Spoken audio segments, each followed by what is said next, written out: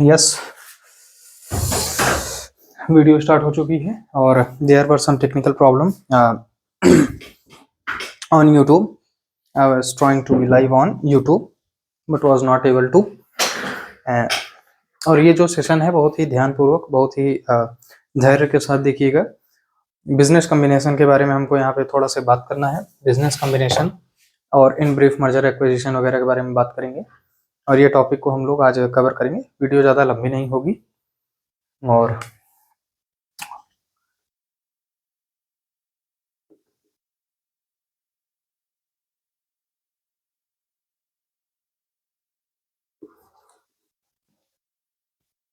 सबसे important factor है कि जो भी क्वेश्चन आपको मिलेंगे, जैसे आप चाहे जहाँ पे भी एग्जाम देने वाले हो, अगर सेशनल होने वाला है तो ठीक है, अगर बाकी वैसे भी आप एग्जाम होने वाले हैं, फाइनल एग्जाम कहीं, तो आप पहले एक चीज़ ध्यान दे लेना कि क्वेश्चन में दिया क्या हुआ है, आपको करना क्या है. इस चीज़ का बड़ा ध्यान रख के क्वेश्चन को आप उस हिसाब से आंसर करेंगे. और क्वेश्चन की जो डेप्थ होनी चाहिए, जो एक्सप्लेनेशन होना चाहिए, अगर लॉन्ग आंसर है तो आपको पता है कि ठीक ठाक थोड़ा कंटेंट होना चाहिए. बिजनेस कॉम्बिनेशन की हम जब बात करते हैं तो इसमें मैं डेफिनेशंस या बाकी सारी चीज़ों पे नहीं जा रहा हूँ. एक बार सिर्फ पॉइंट्स को कवर करते हुए चल रहे हैं जल्दी से, और आप डेफिनेशन वगैरह देख लीजिएगा या अपने शब्दों में भी आप कहीं पे भी एग्जाम में लिख सकते हैं. बिजनेस कॉम्बिनेशन का बेसिक मतलब है कि जब दो या दो से अधिक बिजनेस, क्योंकि कंबाइन होने के लिए, साथ आने के लिए अगला आदमी, अगला पक्ष चाहिए. जैसे ये है और ये हाथ है, अगर इसको साथ आना है तो इसको किसी के साथ चाहिए होगा, तो एक हाथ जैसे अब साथ आ गए, या कोई और किसी और का हथेली हो तो साथ आ सकता है. ठीक उसी प्रकार से बिजनेस है, तो अगर उसको कंबाइन होना है तो कोई ना कोई और बिजनेस उसको चाहिए होगा. तो इन बड़े सरल साफ सीधे शब्दों में अगर हम बोलें, उसको आप इंग्लिश में अपने हिसाब से ट्रांसलेट कर सकते हैं. बिजनेस कॉम्बिनेशन का अर्थ होता है जब दो या दो से अधिक व्यवसाय आपस में साथ आते हैं, कंबाइन होते हैं और अपने फायदे को बढ़ाने के लिए वो साथ आना चाहते हैं. इसे हम बिजनेस कॉम्बिनेशन कहते हैं. और सीधी सी बात है, कोई कंबाइन क्यों होगा? जब उसका फायदा होगा. अपने फायदे के बिना कोई भी कंबाइन होना नहीं चाहेगा. अब इस डिफिनेशन को आप अपने हिसाब से, जिस हिसाब से भी लिखना चाहो आप लिख सकते हो. सीधी सी बात है कि बिजनेस जो हम कंबाइन होते हैं, कारण क्या क्या है कंबाइन होने के? कोई वजह होगी, उस वजह से ही हम कंबाइन होते हैं. तो हमने बताया कि फायदा होता है. फायदे कौन कौन से हैं, कॉजेस कौन कौन से हैं कंबिनेशन के, वो जरा ध्यान से सुनते चलते हैं जल्दी जल्दी में, और फिर उसको हम अपने हिसाब से लिखने की कोशिश करेंगे. तो जैसे कि हमने बताया कि जब बिजनेस है, कंबाइन नहीं है, अलग अलग काम कर रहे हैं, तो जब बिजनेस अलग अलग काम करते हैं, कहीं ना कहीं वो आपस में कम्पीट करते हैं. जैसे मोहल्ले में अगर दो किराने की दुकान हो गई, तो एक किराने की दुकान हमेशा दूसरे किराने की दुकान से कंपटीशन करेगी. कंपटीशन करने के लिए उसको जो है प्राइसेस कम रखनी पड़ेंगी, सहूलियत ज्यादा देनी पड़ेगी, यानी बहुत ज्यादा मेहनत करनी पड़ेगी, यानी उसका कहीं ना कहीं प्राइस वार और कंपटीशन बहुत हाई होगा. अगर वही दोनों व्यवसाय साथ में आ जाएं, यानी बिजनेस कंबाइन हो जाए, तो बिजनेस कंबाइन होने के बाद क्या हो जाएगा कि उनका जो ये प्राइस वार है और ये जो पूरा चीज है वो पूरी तरीके से एलिमिनेट हो जाएगी. एलिमिनेट होने का मतलब कि अब जो है उनका कोई भी लड़ाई झगड़ा नहीं रह जाएगा. दोनों साथ आ चुके हैं, तो दोनों अब जिस दाम पे चाहें उस दाम पे जो है अपना सामान बेच सकते हैं. और अब आपस की जो राइवलरी है, यानी आपस का जो कंपटीशन है, जो प्राइस वार है, वो खत्म हो गया. दूसरा चीज है कि इकोनॉमीज लार्ज स्केल बिजनेस.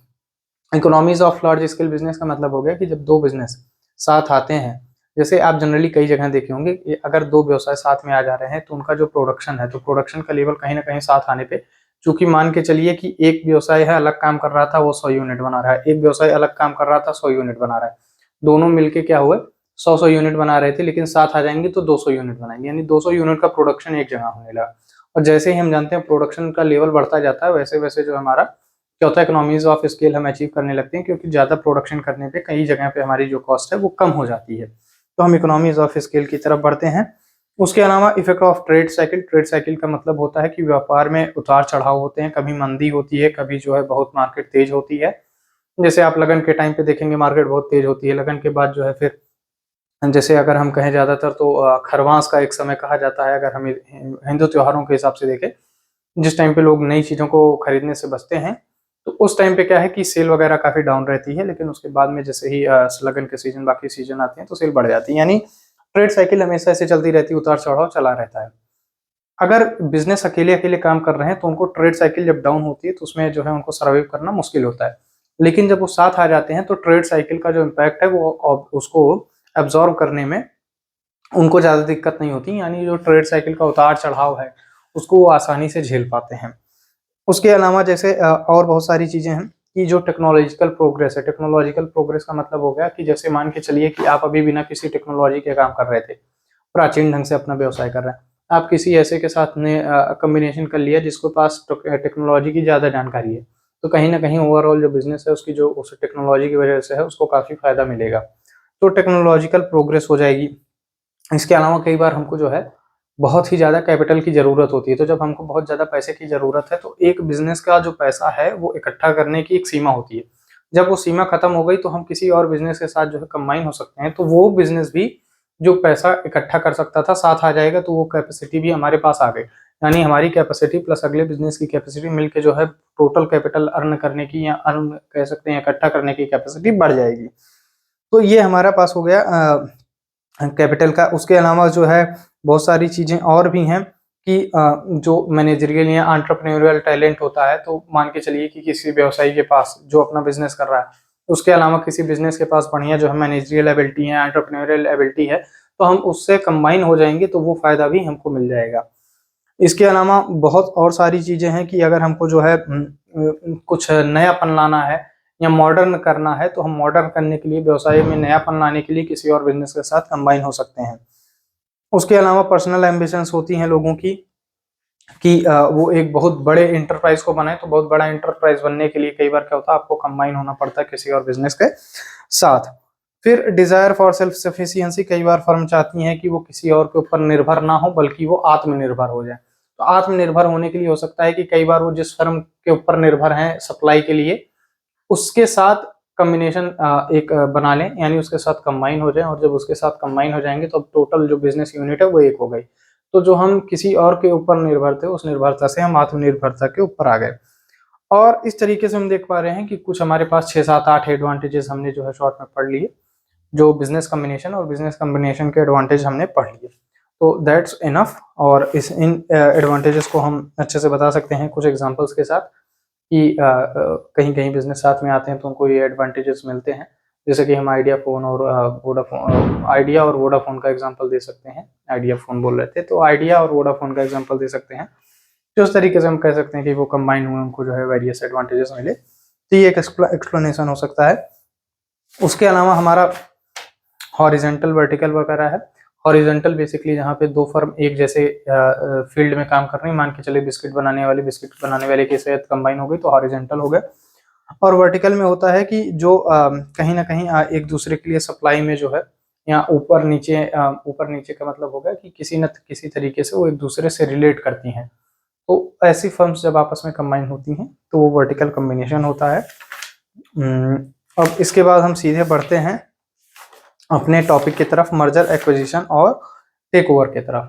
तो मर्जर का जो बेसिकली सिंपल सा आ रहा है, साधारण सरल तरीके से, मैंने पहले भी कहा था कि मर्जर में क्या होगा। मर्जर में बेसिकली जब दो बिजनेस यूनिट आपस में कंबाइन होती हैं, तो यानी एक बिजनेस है प्लस एक बिजनेस है, ये दो बिजनेस यूनिट जब आपस में कंबाइन हो गए तो ये हम क्या कहेंगे, मर्जर। कि दो बिजनेस यूनिट आपस में कंबाइन हो गई हैं और मर्ज हो गई हैं। और मर्जर के साथ एक और भी बड़ी चीज है कि ज्यादातर केसेस में मर्जर जो है, जब दो बिजनेस यूनिट मिलती हैं तो एक न्यू बिजनेस बनती है। क्या है, नए। मान के चलो ये एक्स लिमिटेड था, ये वाई लिमिटेड था, तो जब नया बिजनेस बनेगा तो ये क्या हो जाएगा, हो सकता है जेड लिमिटेड हो जाए। ठीक, तो इसका मतलब क्या हो गया कि इसमें बिजनेस कंबाइन होके, ज्यादातर मैं बोल रहा हूं, अपवाद नहीं, ज्यादातर केसेस में नया बिजनेस इन लोग फॉर्म करते हैं। इसकी सबसे बड़ी बात क्या है, इसमें जो बिजनेस दो कंबाइन हो रहे हैं, यानी दो बिजनेस जो मर्ज हो रहे हैं, दोनों सेम लेवल के होते हैं जनरली। किस लेवल के होते हैं, सेम लेवल के।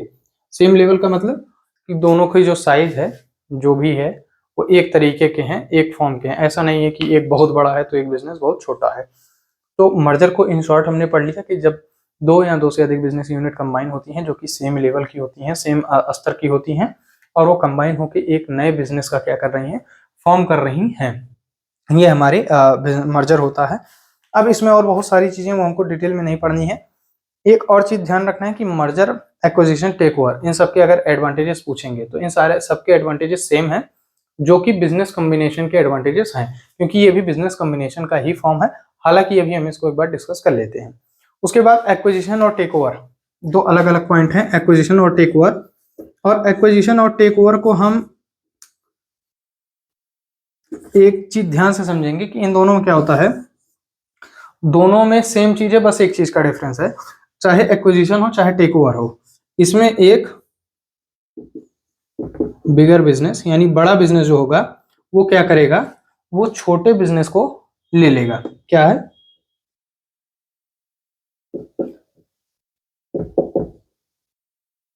स्मॉलर बिजनेस को एक्वायर कर लेगा।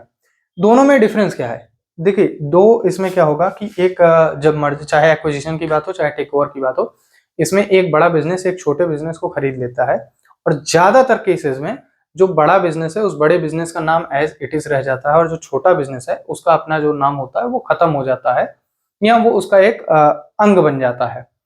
अगर यही काम ज्यादातर मैंने केसेस कहा जस्ट उल्टा हो जाता है तो इसको हम बोलते हैं रिवर्स टेक ओवर।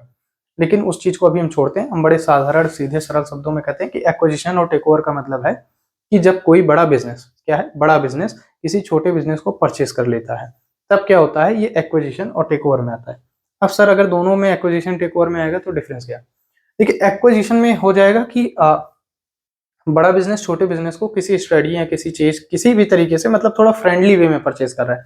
छोटा बिजनेस भी जो है वो बड़े बिजनेस के अंडर में जाना चाह रहा है कि चलो ठीक है भाई साहब हम इनके अंडर में चले जाते हैं, हमारा भी फायदा है। यानी दोनों कहीं ना कहीं बड़ा बिजनेस और छोटे बिजनेस दोनों जो है तैयार हैं बिजनेस कॉम्बिनेशन के लिए। तो यहाँ पे क्या करेगा कि बड़ा बिजनेस छोटे बिजनेस का जो शेयर वगैरह है उसको परचेज कर लेगा, जो भी चीज है उसको परचेज कर लेगा। तो एक्वायर हो गया कि आपने एक्वायर किया। आप लैंड एक्वायर करते हो तो कैसे करते हो, लैंड एक्वायर करने का मतलब हो गया कि आपने किसी की जमीन को एक्वायर किया पैसा देके, ठीक। टेक ओवर का मतलब क्या है, टेक ओवर का मतलब होता है, टेक ओवर थोड़ा होस्टाइल नेचर में हम लेते हैं। होस्टाइल नेचर का मतलब ये हो गया कि बड़ा बिजनेस छोटे बिजनेस की इच्छा के विपरीत, यानी छोटे बिजनेस की इच्छा नहीं है लेकिन फिर भी पैसे के दम पे शेयर वगैरह परचेज करके उसको एक्वायर कर लेता है। कई बार बिजनेस की जो है इच्छा नहीं होती कि हम किसी बड़े बिजनेस के साथ जाएं, लेकिन फिर भी कई बड़ा बिजनेस उनके जो शेयर वगैरह मेजर शेयर होल्डिंग है उसको परचेज करके उनको एक्वायर कर लेता है। तो ये हमारा मर्जर एक्विजिशन टेक ओवर हो गए। और एक इसमें क्लैरिफिकेशन है कि आप जितने अलग अलग सोर्सेस पे पढ़ोगे हर अलग अलग जो है मर्जर एक्विजिशन टेक ओवर की अलग अलग डेफिनेशन है। तो इसलिए बढ़िया है कि आप किसी एक डेफिनेशन एक सोर्स पे आप टिको और उसी के साथ जो है आप काम करो। अब हम देख लेते हैं कि रीजंस क्या हैं मर्जर एक्विजिशन और टेक ओवर के। तो मैंने फिर से कहा था कि बिजनेस कॉम्बिनेशन के जो एडवांटेजेस होंगे आप एज इट इज लिख सकते हो अगर आपको नहीं आ रहा है, लेकिन फिर भी कुछ पॉइंट्स हम देख लेते हैं आपको सीधे से पता होगा। जैसे इकोनॉमीज ऑफ स्केल, तो इकोनॉमीज ऑफ स्केल की हमने बात की थी कि जब बिजनेस कंबाइन होते हैं बड़े लेवल प्रोडक्शन होता है तो इकोनॉमीज ऑफ स्केल को हम अचीव करते हैं।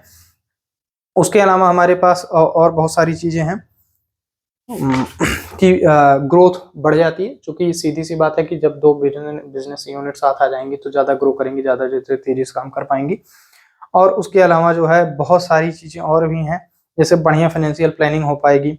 और उसके अलावा जो वैल्यूएशन है, तो जो फर्म की वैल्यूएशन होगी टोटल वो वैल्यूएशन बढ़ जाएगी, क्योंकि सीधी सी बात है मान चलो एक फर्म 100 करोड़ की, अगली फर्म 40 करोड़ की है, तो टोटल मिलके क्या हो गई, 140 करोड़ की फर्म हो गई। उसके अलावा और बहुत सारी चीजें हैं, यूटिलाइजेशन ऑफ टैक्स फील्ड, जैसे मान के चलो कि एक लॉस यूनिट मेकिंग है और एक प्रॉफिट मेकिंग यूनिट है।